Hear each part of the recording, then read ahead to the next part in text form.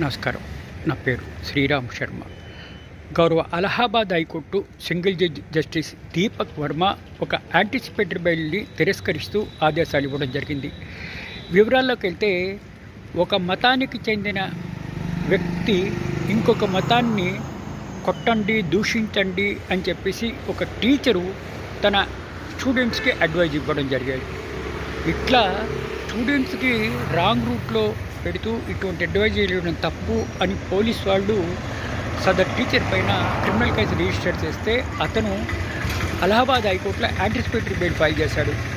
నన్ను అరెస్ట్ చేసే అవకాశం ఉంది, నేను నిర్దోషిని, కాబట్టి నాకు యాంటిసిపేటరీ బెయిల్ గ్రాంట్ చేయండి అంటే, ఇది Allahabad high court single judge justice Deepak Varma చాలా సీరియస్గా తీసుకున్నారు.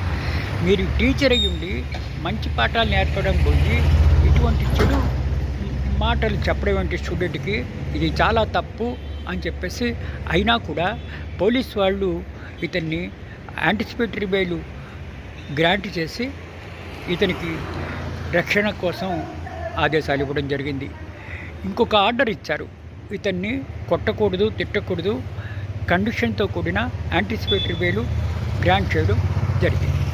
ఇట్లా అనుచితమైన వ్యాఖ్యలు చేసిన వాళ్ళకి ఇట్లా చేయడం ఏంటి అని హైకోర్టు కూడా చాలా సీరియస్గా తీసుకుంది, అతని వ్యక్తిత్వాన్ని బట్టి.